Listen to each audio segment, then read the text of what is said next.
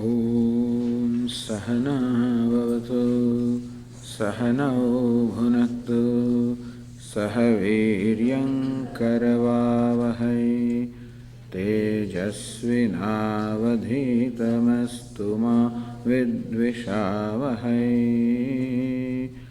ॐ शान्ति शान्ति शान्तिः। वासुदेवेन्द्र योगीन्द्रम् नत्वा ज्ञानप्रदं गुरुम् मुमुक्षूणां हितार्थाय तत्त्वबोधोऽभिधीयते।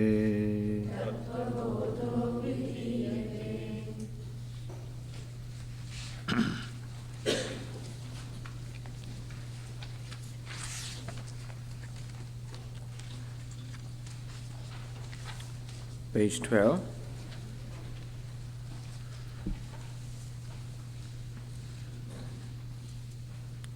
Read the last paragraph. Sthula shariram kim panchikrita panchamahabhutaihi kritam satkarmajanyam sukha-dukkhadi bhogayatanam shariram asti jayate vardhate viparinamate apakshiyate vinashyati iti षड्विकारवत् एतत् स्थूल शरीरम. This is the gross body. Panchikrita panchamahabhutai kritam. That which is composed of these 5 elements in their grossified state. 5 gross elements. As we discussed, we say it is gross because they can be objectified by the sense organs. So this universe of 5 objects will be called gross universe because we can objectify, we can perceive through organs of perception. And the body also is called gross body because we can perceive it through our objects, our organs of perception. We say that technically speaking, just as this flower is made of 5 elements, a pot is made of 5 elements, any object in the world is composed of the 5 elements, so also this body is made of 5 elements. Technically, there is no difference. And therefore, as we quoted from Bhagavad Gita, Lord Krishna says that this body is as much an object of awareness as any other object outside is. However, it is also a fact that we are born with a habit of taking the body to be the self. And that is why this viveka or separation is required. Nobody needs to tell me that Swamiji, may you know that this flower you are not, the microphone you are not, the walls you are not. Nobody needs to teach me that because I do not take those things to be myself. Meaning the distinction between the non-self and self is very clear. So with reference to the whole world outside the boundary of this body, I am not that world outside this body is very clear to me. But when it comes to this body, that distinction seems to disappear and I take this body to be I, even though I don't have any real reason to say that. And very often we call this body as my body also.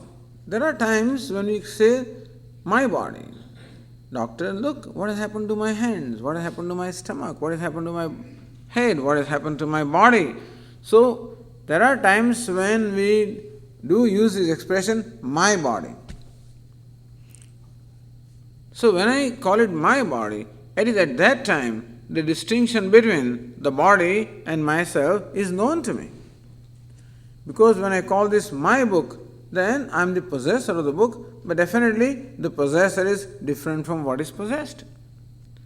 So there are times when I call this body as my body, meaning that this distinction is clear to me at that time. But then again, I forget that, and then I start declaring this body as I.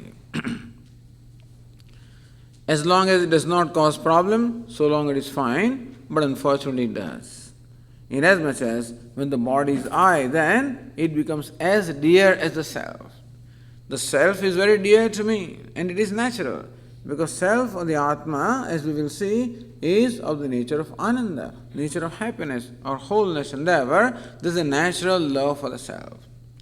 But when I call the body to be self, then that same love is passed on to the body, and then body becomes an object of my love, object of my attachment. And therefore, very often it receives my attention, disproportionate attention. The body should receive attention. However, when I identify the body, then it receives disproportionate attention. And so, it can happen that because the body is myself, I sometimes become preoccupied with the body, with how the body looks, how the body is dressed, and all the time it's quite possible that I maybe, if not all the time, a lot of time and energy are spent more than what the body needs. The body needs certain care. It should be kept in good health, and we should watch out our diet, and we should watch out those things, meaning that we should take care of this body. It is a sharir madhyam khalu dharma sadhanam. This body is the primary means of dharma, primary means of spirituality, primary means of conducting our life, primary means of our growth, and so body is important. And it does need attention. It should be taken care of. But when I strongly identify the body, then it gets disproportionate attention. That's all the problem is. And therefore it is necessary to know that the body is fine, it is my body, I have a very special relationship with the body, and it is my responsibility to take care of the body, not neglect it, not ignore it, and keep it in good condition, dress it well, look well, nothing wrong in it, that's okay, fine, with some little bit of, that's okay. Because when we live in the world, then we have to follow also the code of conduct, and therefore I should dress properly. Swamiji, we have to always, we must keep our front yard and backyard all proper, Why? Because the neighbors require it. The neighbors want us also to keep it up properly. Otherwise the property values will go down. And so, since we live in a certain neighborhood, we have to follow a certain code of conduct. And therefore, keep your front yard, backyard, all of this in proper order. Similarly, we live in the society. Depending on the kind of society, every society has its own code of conduct, its own culture, and accordingly, it is true that we have to conduct ourselves. Just because of Vedanta, it doesn't mean that I'm not the body, I don't care for the body. I don't care how I dress and how I look. Then we must live in jungle, not in the society. Because yes, there are people who don't even dress, that's all. But they live in forest, not in the midst of the people. So, I am not the body does not mean that I become, indifferent to the body, I don't take care of the body, etc. But the distinction should become as clear as possible that this body is possessed by me, I do have a special relationship with the body, nevertheless, this gross body, I am not. This is pararthoyam deha. Anything that is an assembly made up of a number of components, then we know that that assembly is assembled by some conscious being other than the assembly and for the purpose of that conscious being. For example, our house is an assembly. It is assembled by us, the conscious being, for our comfort. So a house which is an assembly is always meant for somebody else. House has no purpose to serve in itself. House has no agenda. The only agenda is to serve the purpose of the house owner. So house is an inert thing made of a variety of components. It is assembled by the owner for the comfort of the owner. So this body also is an assembly made up of many organs, many limbs and many parts. That shows that it has been assembled by a conscious being for the purpose of conscious being. So the conscious being, just as Gruhavat Gruhamedhinaha, says Vivekaswaramani, the kind of relationship that a householder has with the house. So also the self has sort of a relationship with this body which is similar to that. So Panchigrata Panchamahabhutehi Kritam Sat Karma Janyam. This body is a product of the good karmas that we have performed in the past. Human body is the product of the virtuous deeds that we would have done in many past lives. Human body is something rare. Jantunam Narajanma Durlabham. To gain Narajanma or the human birth is rare. There are countless species, and we could have been born in one of those species, and that we are born. Human beings are in minority in this whole universe, understand? There may be more mosquitoes and more flies than human beings are, perhaps, So, human being is in mind. And it's an endangered species also, the way things are going on. But it is human embodiment is a rare embodiment. And so this passage says that Sat Karma Janyam, it is a result of the many virtuous deeds that we would have done in the past.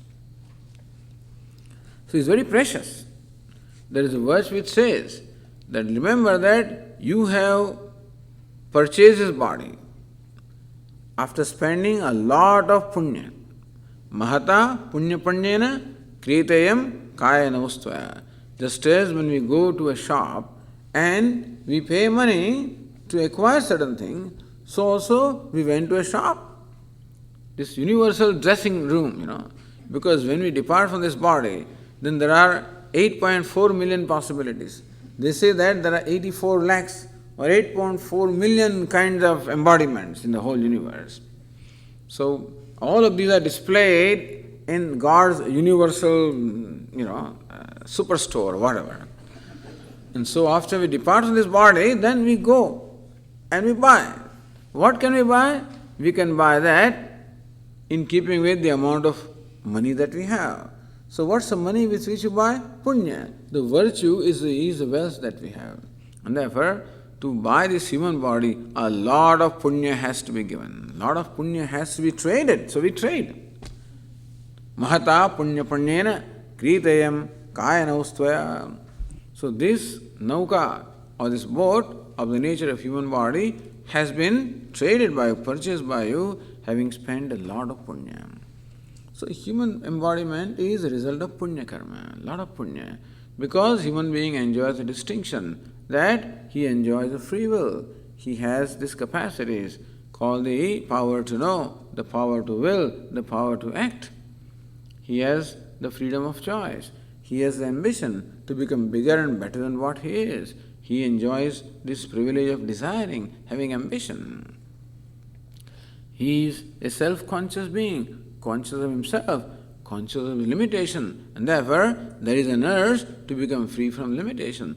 Human being is the only being that we know who has this urge of becoming free from limitation. Everybody else seems to be satisfied with themselves even though they are limited because they don't seem to be aware of that.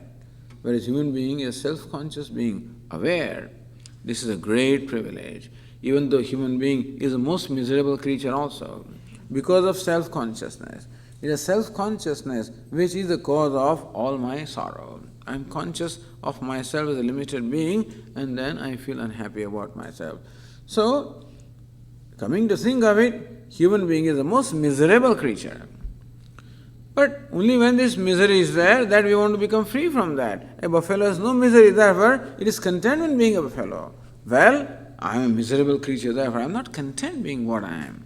So there is a drive to become free. All of these are great privileges that a human being can enjoy. Dharma sadhana. So we can perform dharma, the righteousness. Dharmakshetre, Kurukshetre. So this body is called Dharmakshetra, a kshetra or a field which has been obtained by dharma or punya and which is meant again to accumulate further dharma or punya. Kurukshetra, we can perform karma. So deliberate actions can be performed only by human being. Rest of the creatures, as best as we know, only act out of instinct. Only human being has the privilege of performing deliberate action. Thus, he can help himself. He can grow. He can grow to be God, grow to infinite moksha. So this is the most suited vehicle or embodiment for moksha or liberation. So the scriptures always say this. Recognize that human body is most precious and therefore we should not waste it for anything else. And the greatest agenda, the only agenda or most important agenda for the human embodiment is moksha, is liberation, is freedom, and therefore that should remain our agenda and we should use this body for that purpose and not squander it for in other useless activities. So mahata punya punyena kritayam kayana ustva param dukkhoda dergantum tarayavanna bhidyati. And this is for crossing the ocean of samsara. And therefore cross the ocean of samsara with the boat of this human body before it breaks apart. So satkarmajanyam is a result of a lot of virtuous actions done in the past. Sukha dukkhadi bhogayatanam. It is abode of enjoyment of sukha and dukkha. So this gross body is abode. As we said, gruhavat gruhamedinaha. Like a house is for a householder, so also this body is an abode for the self. Maghavan martyam va idam shariram mrutyanatam. Tasya amrutasya atmanaha adhishthanam. So even though this body is mortal, it is the place of manifestation of the self that is immortal. Even the body is limited, it is a place of manifestation of the self that is limitless. And so it is ayatanam, it's a place of manifestation of the self. Like the bulb becomes a place of manifestation of electricity, so also this body has a capacity. Look, the table is not like that. The table and chair and all those are also names and forms made of 5 elements. You can advance the argument, Swami. You say that the pot also is 5 elements and this body also is 5 elements. But where? See, the ascension in this body is not there in table and chair. That is why this body is special. That's why Satkarma Janyam, the result of Punya Karma. And it is the abode for the self. And Kathopanishad describes this body or compares this body to a city of 11 gates. Bhagavad Gita calls it the city of 9 gates. Kathopanishad calls it the city of 11 gates. So why, when you call it city, the Upanishad, by calling this body a city, is suggesting something. The city is different and the indweller of the city also is different. When the city is there, there is king. The king is different from the city in which he lives. And so also the self is a king in a place of the king and living in the city of this body. So just as the king is distinct from the city may expand, it may contract. Some enemies will come and take over some territory, it shrinks. Sometimes he attacks somebody and conquers some territory and then it expands. So city is subject to expansion and shrinking. But the king does not expand, does not shrink, so also body can expand and shrink. But then the self neither expands nor shrinks. So bhogayatanam, the abode of the enjoyment of pleasure and pain. It is just as a house becomes, an office for example, is a place staying where I communicate to the rest of the world, and so also this gross body is there, staying where the self communicates with the rest of the world.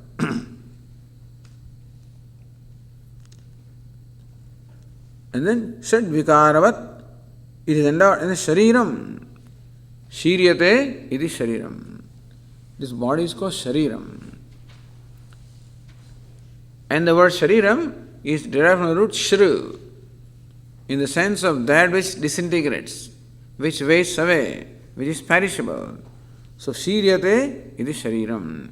That which is subject to disintegration, subject to being wasting away, that is perishable. That is why this is called shariram. It is shariram. Sad vikaravat, endowed with the sixfold modifications. So, giving us an excellent introduction or acquaintance with our body. So, we know what this body is. So that we don't confuse it with something else. When you know the body as body, we do not confuse it with self. That is why all this elaborate description of the gross body is given. Sad vikaravada, possessed of sixfold modifications. Asti, jayate, vardate, viparinamate, apakshiyate, vinashyate. Asti, it is. First the body is. We know that it is. How do you know it is? It is in the womb of the mother. So we know it is. We don't see it, but it is. Then jayate, it is born. Vardate, it grows.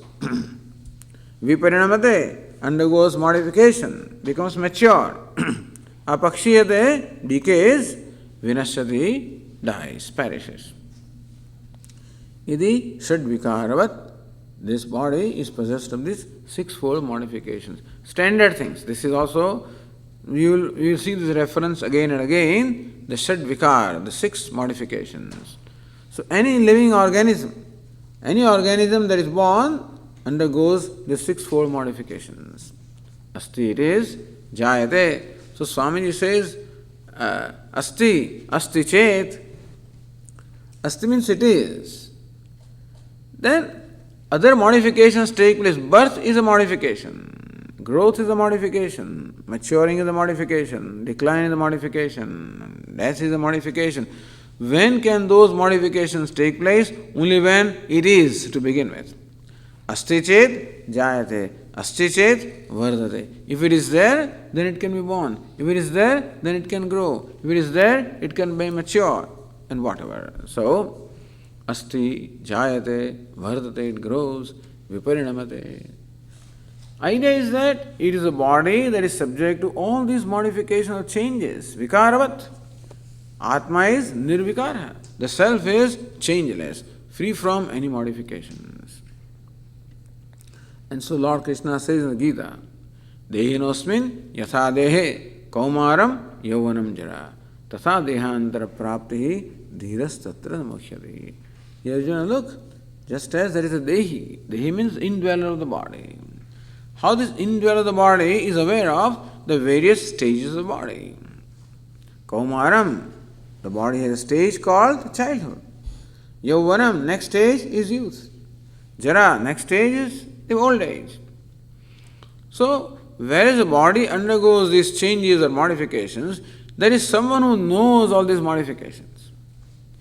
If body itself were the self, if body itself was Atma, there some people think, like Charvakas think, like the scientists also think, that is body is the self, is consciousness, or consciousness is the property of the body. If body was the self, then what happens is, at some point the body is like a child, becomes an adult, youth, becomes adult, becomes middle-aged, becomes old, then the body will not know what it was before. But here is there is someone who remembers that I was child, I was young, I was old, I am old, whatever. So that means there is a continuity. That shows that there is something that does not undergo change. Otherwise in the body, the constant changes are taking place, birth and death is taking place. Meaning that the child dies and the youth is born. The youth dies, the middle-aged is born. That dies, the old is born. But when all these birth and death are taking place, there is someone who is not born, who does not die, who is aware of all these changes taking place in the body. So I remember that I, who is a young man now, I was the one who was child. I, who am old, was the one who was child, was the one who was youth, who was one who was middle-aged. There is a continuity. There cannot be continuity if the self itself underwent modification. But the fact that I am aware of the modification shows that I am different from these modifications. I am different from the body. So this is being told to help us see the distinction between the body, gross body, and myself. It is very difficult, but we can create the distance. It is difficult to create the distance when we are in the midst of activity. And therefore, sometimes a separate time is required to create a distance in our own mind that I am the witness of the body.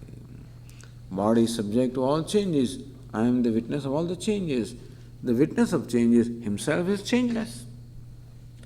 The body has birth and death. The self doesn't have. Na jayate mriyate va kadachit. Nayam kutaschit na bahuva kaschit. Lord Krishna says self has no birth, no death. Ajo nitya shashvatoyam purana. It is free from birth, death, growth, decay. Na hanyate hanyamane sharire. When the body dies, the self does not die. When the body is born, self is not born. When the body dies, self does not die. Self doesn't have birth and death. Even though we celebrate our birth rate every year, which is fine, but that is the birth of the body. Although because of identification, I take it to be my age, but it is body. So, na jayate mriyate va kadachit. So the scriptures teach us this distinction between the gross body and the self.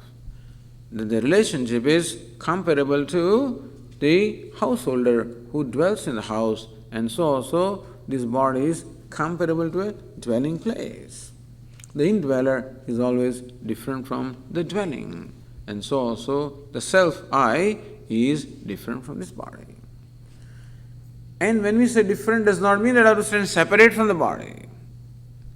It is not that the self is separate in terms of space. It is separate in terms of reality. So remember, Atma Satyam Tadanyas Sarvam Mithya. Atma, the self, alone is Satya, alone is eternal, alone is true, everything else is Mithya, is untrue. Thus we have to see that the body is changing. I am changeless. Body is perishable. I am imperishable. Body is mortal. I am immortal. Body is object. I am the subject. Body is gross. I am subtler than the subtlest. The reason why thus the gross body is described so elaborately is to help us to create the distance, because every attribute of the body tells us why, how it is not self. The very word shariram, body means shariram, shiryate, that is perishable, is body. Self is imperishable. This undergoes changes. Self is changeless. This is an assembly. Self is the indweller of the assembly. This is inert. Self is consciousness. This is object. Self is subject. So that's the discussion about the gross body. Now we come to the subtle body. Because it is said, sthula, sukshma, karana, sharirat, vyatirikta. The self is distinct from the gross, subtle and causal bodies. So gross body is discussed, then comes the discussion of subtle body. So the next question is asked, Sukshma shariram kim? The word sukshma means subtle. What is subtle body? So what this text is telling us is that not only do we have this gross body, that which we feel, this is perceptible to us, but over and above that, there is a subtle body. It is called subtle or sukshma because it cannot be perceived by the senses. So that which can be perceived by senses is gross, but that which is there but not perceived by the senses would be called subtle. Like electricity would be called subtle. The light is gross because we can perceive through the eyes. Electricity is subtle because we cannot perceive through eyes. Just an example of what is gross and what is subtle. So there is a subtle body which is within this gross body, which pervades the entire gross body. And it is the nature of subtle body to reflect consciousness. So reason why this gross body enjoy the sentiency is because it borrows, or the sentiency to the gross body is imparted by the subtle body. It is subtle body which has its nature of the subtle body to reflect consciousness. Just as it is nature of any transparent medium to reflect, like water. When it's transparent, it reflects any light or any substance that is there. It is in nature of the mirror to reflect any illumined substance that is before that. And so also it is nature of the subtle body to reflect consciousness. So even though subtle body itself is inert, but still it acts as though it is sentient because it receives the sentience or consciousness from the self. So that subtle body is described in the next passage. Apanchīkrita panchamahabhūtaihi kritam satkarmajanyam sukhadukhādi bhogasadhanam pancha jnanendriyāni pancha karmendriyāni pancha prāṇādayaha manascha ekam buddhischa eka evam saptadashakalabihi saha yattisthate tat sukshma shariram. So this is sukshma sharira. This is the subtle body. Within the gross body, there is subtle body. To explain the subtle body, the example that we give is one of a fan. So fan has an outer body, which is all these blades, and the outer casing is there of a fan. Within that casing, there is a motor, and the motor is energized by the electricity.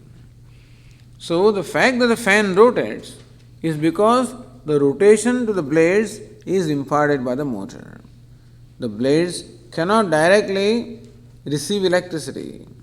The blades or the casing of the fan is not energized directly by electricity, but is energized through the motor, through the medium of motor. Because it is the nature of motor to receive electricity, not the nature of that casing.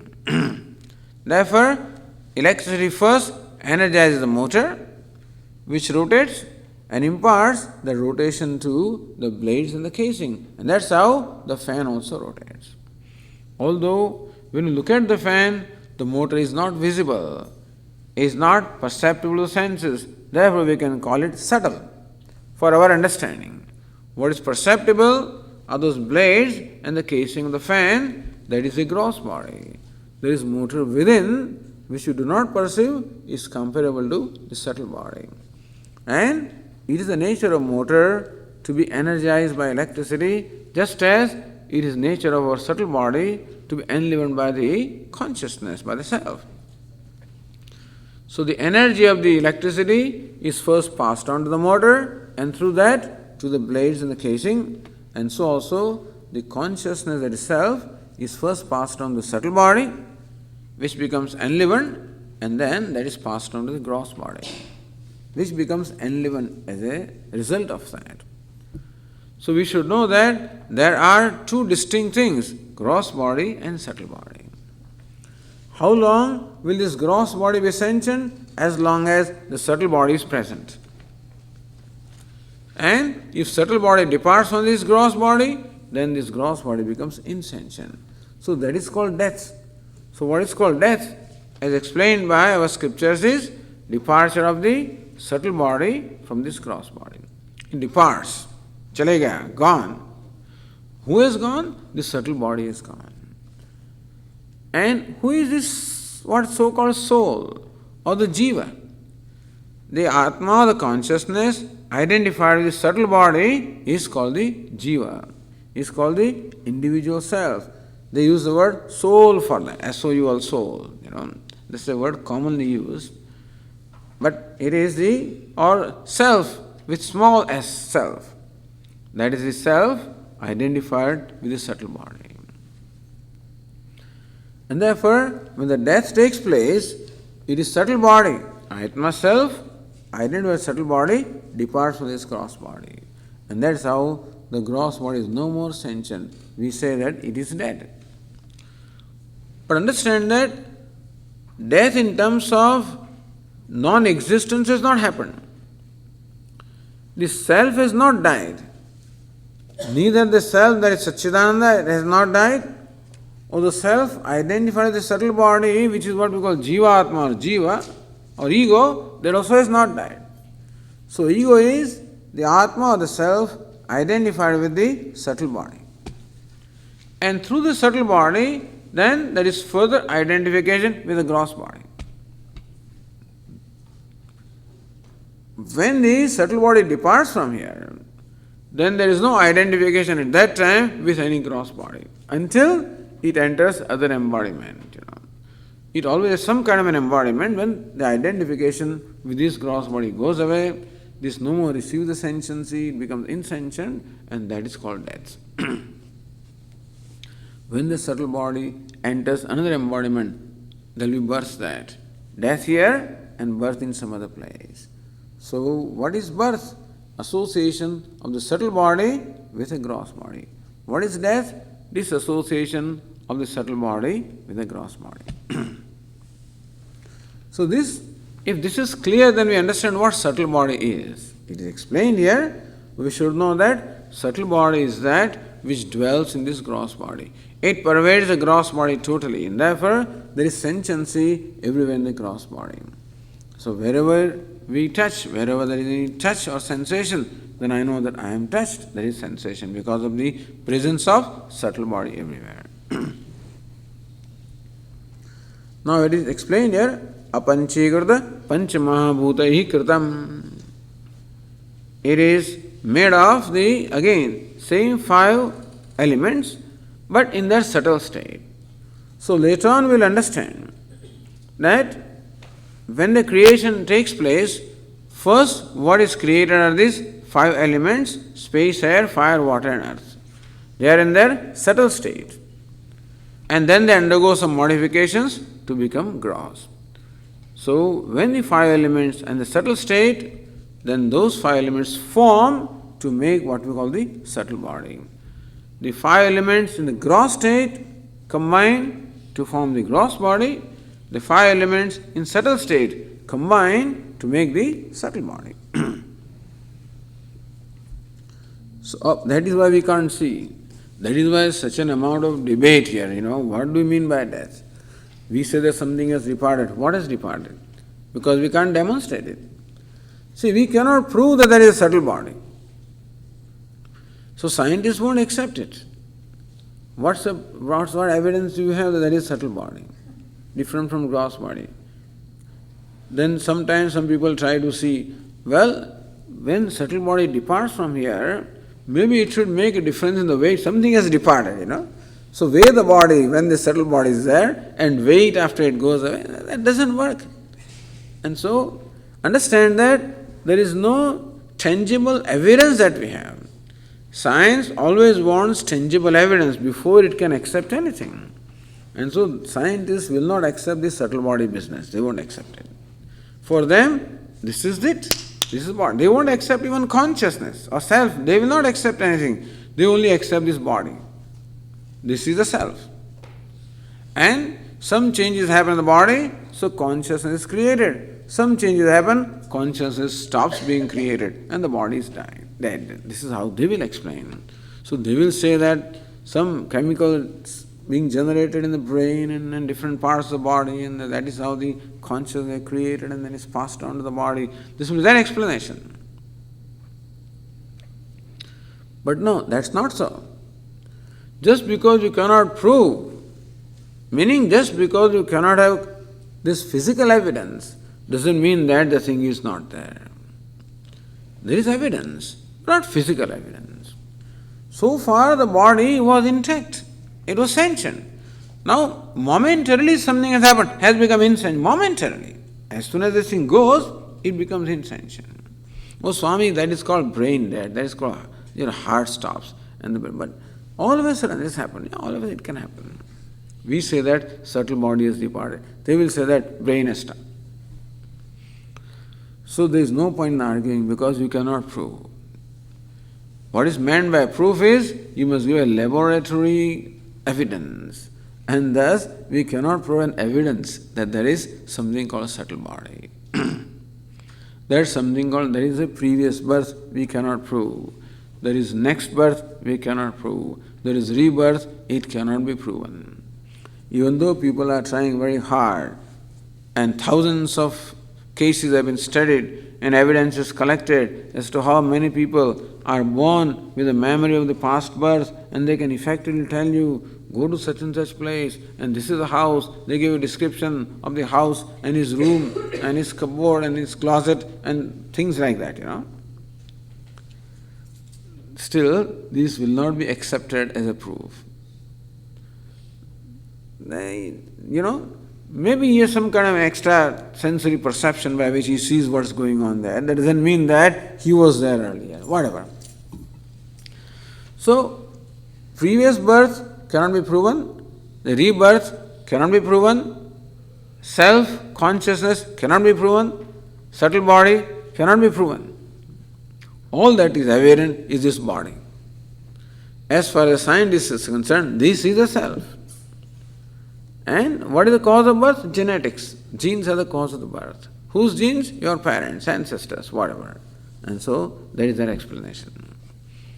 And that's fine. That is how scientists should be. They should be like that only.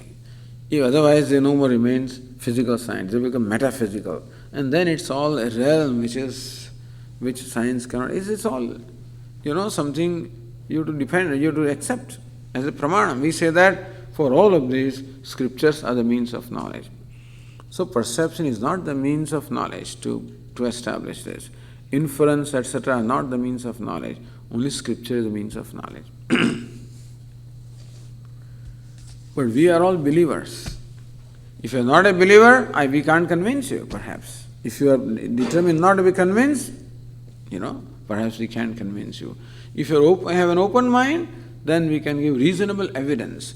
A supporting evidence, not proving evidence, but supporting evidence to establish the presence of the subtle body and the self, which is even distinct from the subtle body. Apanchikrita panchamahabhutehi kritam. This body is a product of the 5 elements in the subtle state. Satkarmajanyam. Again, it is a product of the past good actions. Really, subtle body is not born. So, only gross body is born. Subtle body is not born, it is always there. This Jivatma is there from the time beginningless and will go on until moksha takes place. That we'll see later.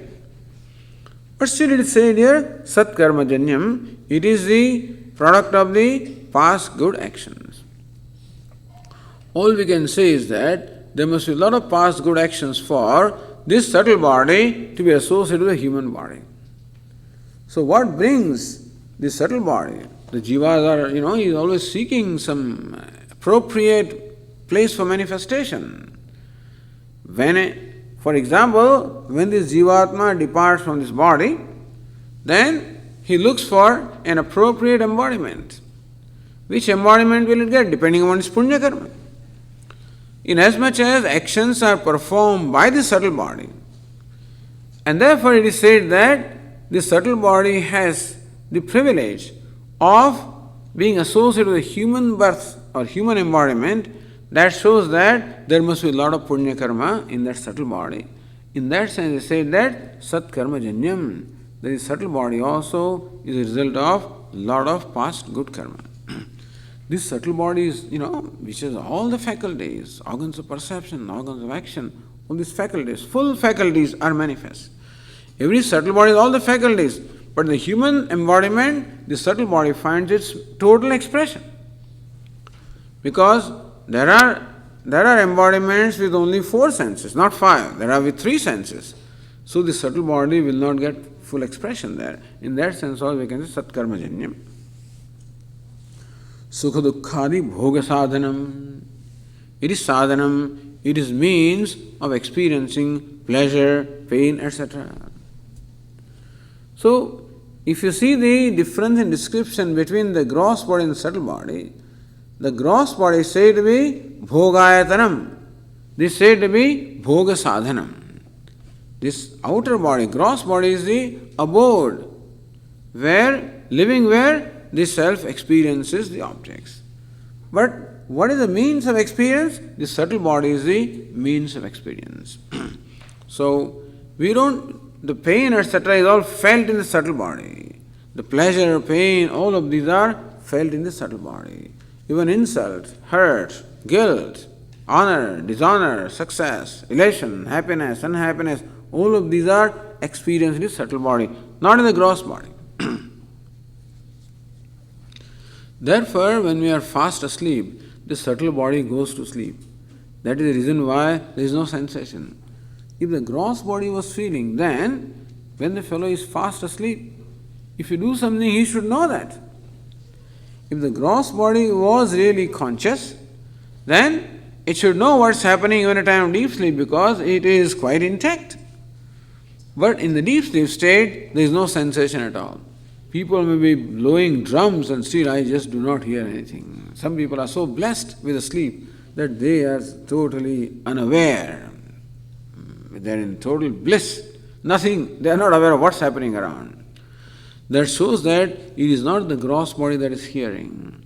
It is subtle body that is hearing. And subtle body is sleeping. And that's the reason why we do not have any sensation at all. And so the pain, etc., is not felt.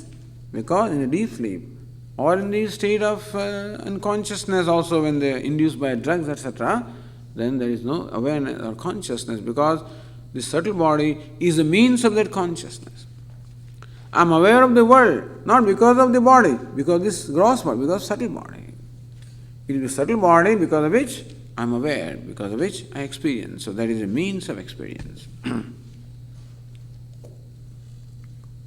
Sukha dukkhadi bhoga sadhanam. And what consists this subtle body? The 17 elements, is made of 17 parts. So, what are the 17 parts? Pancha jnanendriyani, 5 organs of perception, Pancha karmendriyani, 5 organs of action, Pancha pranaha, 5 pranas, Manaha, the mind, Buddhi, the intellect, this is 17. So, subtle body is made up of 17 parts. 5 organs of perception. They will tell us what they are. 5 organs of action, that also will be described. Pancha prana, there are 5 pranas also. So, we have 5 organs of perception, as we have been talking about, for perceiving the 5-fold objects. The faculty of hearing, touch, taste, smell, sight, etc., and so forth, and 5 organs of action. So, this is all part of subtle body. See, eyes, we must know that these eyes have 2 aspects in there. One is the eyes corresponding to the gross body, other is the eyes corresponding to subtle body. See, eyes that we see here, they are called golaka. They are the place of manifestation. But the faculty of seeing is a subtle faculty which manifests at the level of eyes, and therefore we can see. Ears are only the location or expression of the faculty of hearing. So these various locations are there. Eyes are the location, ears are the location, or the centers for the manifestation of the respective faculties. But the faculty of seeing, hearing is all subtle, is a part of the subtle body. So what we call organs of perception are subtle. And what we see in the gross body are the locations, centers for the manifestation of those organs of perception. So skin is a place where the organ of touch manifests. And then the palate or the tongue is a place where the organ of taste. And the nose, the place where the organ of smell, they manifest. So it's not the nose that smells, but the faculty of smelling, functioning through the nose is what smells. Nose is part of the gross body, but then the faculty of smell is that which manifests at this location called nose. So these are the 5 organs of perception. Thus, if suppose there is an embodiment where eyes are not there, even though the subtle body has a potential, subtle body has all this potential, but what will be manifest? That depends upon the nature of the gross body. So there are certain bodies which are only 4 organs of perception. There are some which have 3 organs of perception. There are some where there are 2 organs of perception. There are some only 1 organ of perception. This subtle body goes into that embodiment, the poor thing can only perceive one where that organ, that location is there. Other faculties, even though they are there, they are not effective. So this Panchajnanendriyani, 5 organs of perception. So also 5 organs of action. So the hands are the location where the organ of grasping. The speech is the location where the organ of speech. Legs are the location where organ of motion. So they manifest. That's what Vedanta says. Those fellows will say eyes are seeing. We say no, eyes are the location where the faculty of seeing sees. They will say that the brain is thinking. We will say no, brain is a location where the mind manifests. So mana buddhi, manas, as will explain, is emotional faculty or the doubting faculty. Buddhi is the knowing faculty, thinking faculty. So, Swamiji, what is mind? Where is mind? These questions. Again, you can't prove because mind cannot be demonstrated in a physical sense. What is there a difference between brain and the mind? Yes, there is a difference. We would say that brain is the location for the manifestation of mind. Mind is different from brain, and brain is the location where the mind manifests. However, the nature of manifestation of mind will be determined by the nature of brain. Just as I have the faculty of seeing, but my eyes determine how much I see. The eyes can be dull, eyes can be mediocre, eyes can be bright, depending upon this. But therefore, what faculty of seeing, its manifestation depends upon the nature of eyes, nature of ears.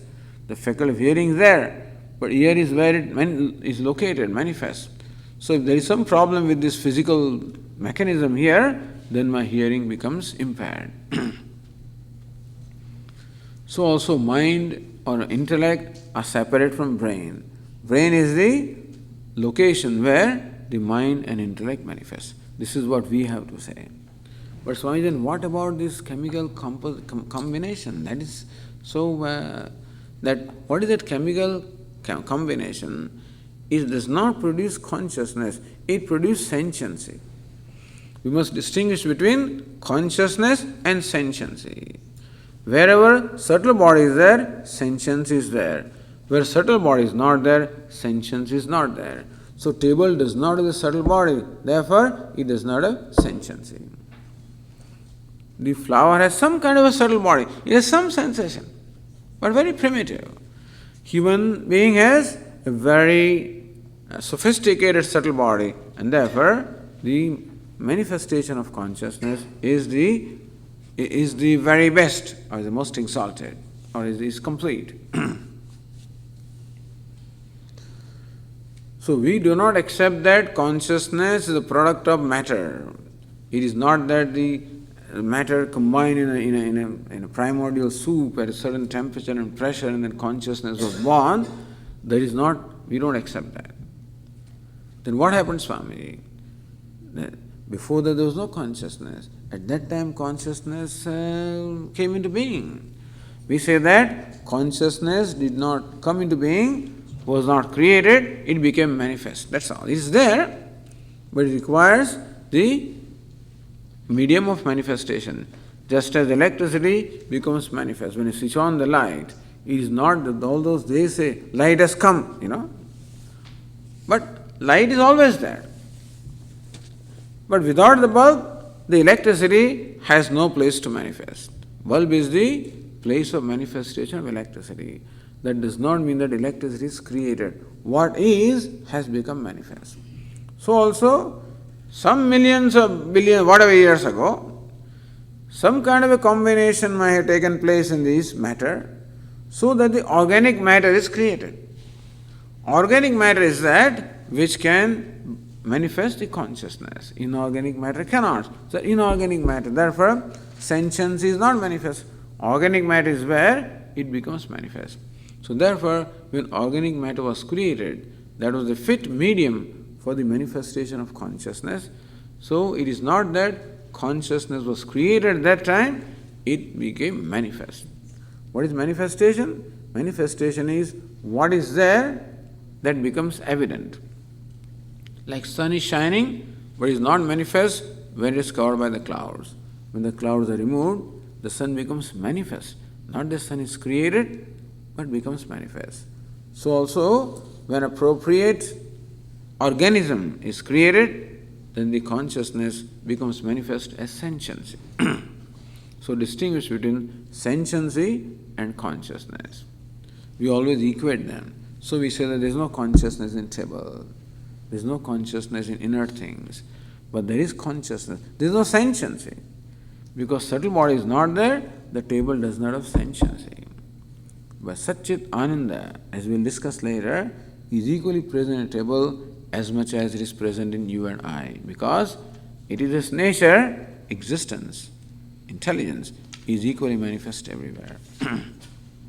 So that is the subtle body. And this description of subtle body tells us that I am not the subtle body, because it is made up of the 5 elements. It's an assembly. Assembly is always meant for someone else.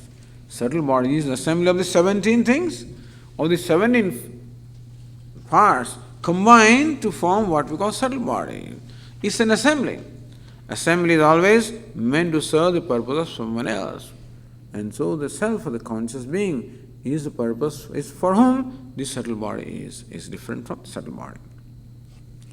And by the way, the subtle body is where all the impressions are stored. It's like the computer memory, disk or whatever it is, where all the hard disk, where all the memory is there.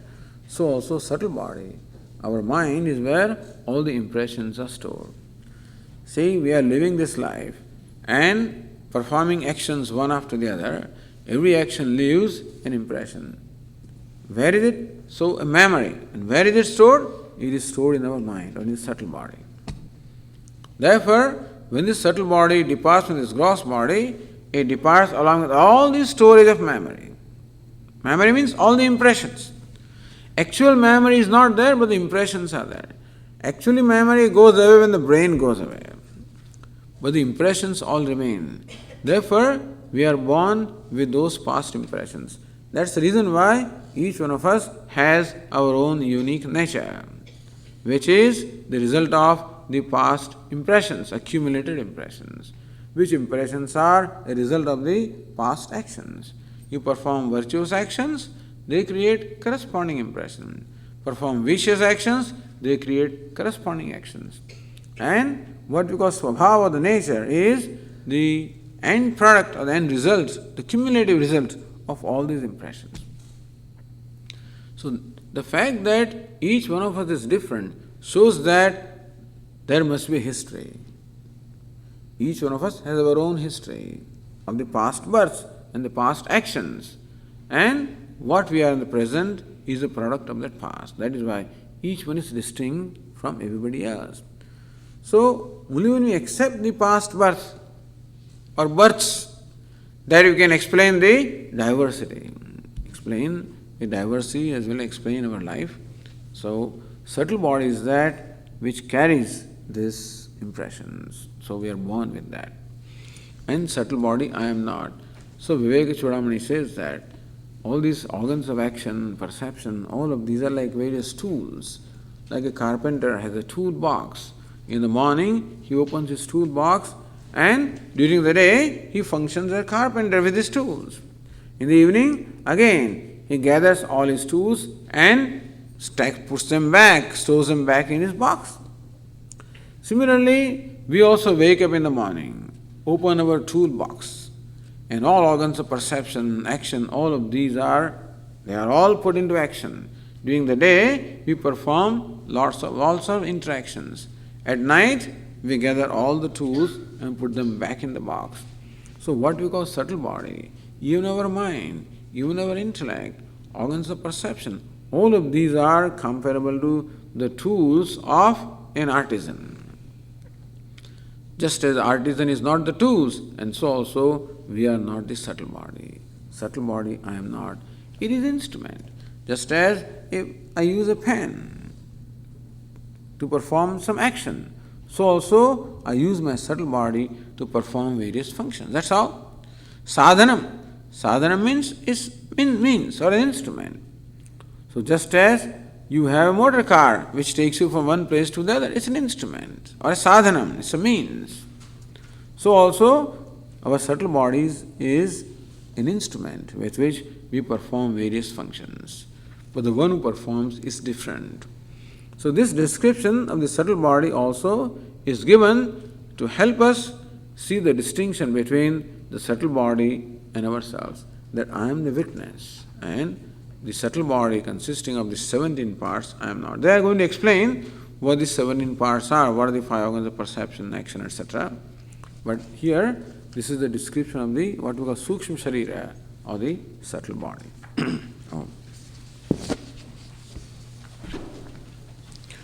Om Purnamadav Purnamidam Purnat Purnamudachyate Purnasya Purnamadaya Purnamevavashishyate. Om Shanti Shanti Shanti.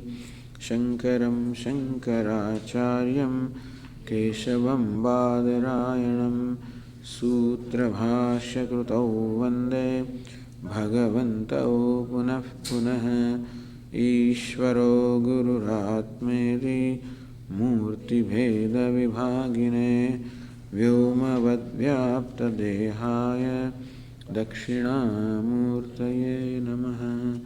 Om Shanti Shanti Shanti.